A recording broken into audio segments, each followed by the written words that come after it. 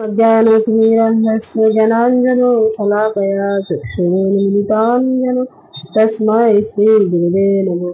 नमः विष्णुपदाय कृष्णप्रेष्ठाय भूतले श्रीमते जयपताका स्वामिनिति नाम्ने नमाचार्यपदाय निताय कृपापदायिने गौरकथाधमदाय नगरग्रामोद्धारिणे नमः विष्णुपदाय कृष्णप्रेष्ठाय भूतले श्रीमते भक्तिवेदान्त स्वामिनिति नाम्ने नमस्ते सरस्वती देवे गौरवाणी प्रचारिणे निर्विशेष शून्यवादी पश्चात्देशकारिणे वंशाकल्पतरुभ्यश्च कृपासिन्धुभ्यो पतितानां पावनेभ्यो वैष्णवेभ्यो नमो नमः।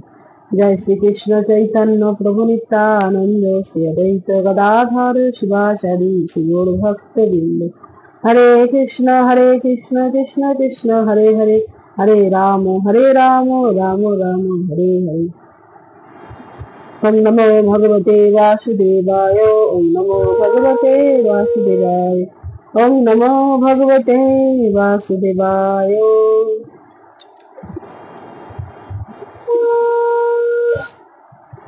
श्रीमद् भगवद गीता যথাযথ দ্বিতীয় অধ্যায় সাংখ্যযোগ শ্লোক সংখ্যা ৪৯।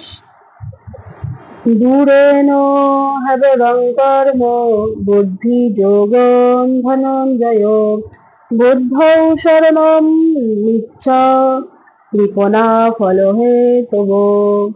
এই শ্লোকের অনুবাদ: হে ধনঞ্জয়, বুদ্ধি যোগ দ্বারা ভক্তির অনুশীলন করে সকাম কর্ম থেকে দূরে থাকো এবং সেই চেতনায় অধিষ্ঠিত হয়ে ভগবানের শরণাগত হও। যারা তাদের কর্মের ফল ভোগ করতে চায় তারা হচ্ছে কৃপণ।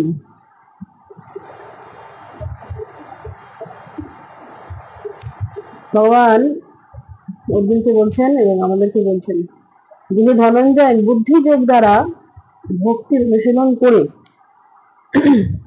সকাম কর্ম থেকে দূরে থাকো এবং সেই চেতনায় অধিষ্ঠিত হয়ে ভগবানের শরণাগত হও। যারা তাদের কর্মের ফল ভোগ করতে চায় তারা হচ্ছে কৃপণ। অর্থাৎ 3 প্রকার কর্ম আছে: কর্ম, বিকর্ম এবং অকর্ম। এই বিষয়ে আমি আগের শ্লোকে আলোচনা করেছিলাম যে কর্ম বলতে সকাম কর্ম, তার মধ্যে পুণ্য কর্ম পড়ছে, আর বিকর্ম মানে পাপ কর্ম, আর অকর্ম মানে হচ্ছে ভগবানের জন্য কর্ম করা, সেটাকে বলা হয় অকর্ম। ভগবান বলছেন যে আমাদেরকে সকাম কর্ম থেকে দূরে থাকতে, অর্থাৎ পুণ্যকর্ম থেকেও দূরে থাকতে বলছে। কেবলমাত্র ভগবানের সেবার মাধ্যম দিয়ে যে কর্ম আমাদের করা উচিত, নিষ্কাম কর্ম, সেই কর্ম আমাদের করতে হবে। কারণ যারা পুণ্য কর্ম মানে করে তারা মনে করে আমরা ভালো কর্ম করে আমরা স্বর্গে সুখ লাভ করব। হ্যাঁ, যেমন হাসপাতাল নির্মাণ করা, তারপরে গরিবদের দান করা, বই দান করা, ব্যাগ দান করা, কম্বল দান করা, সমস্ত কিছু এখনকার দিনে চলছে। এই সমস্ত কর্ম থেকে ভক্তদেরকে ভগবান বলছেন দূরে থাকো, কেবলমাত্র ভগবানের জন্য কর্ম করতে হবে। এইসব কর্ম করলে আমরা স্বর্গে যাবো এবং স্বর্গের সুখ ভোগ করবো।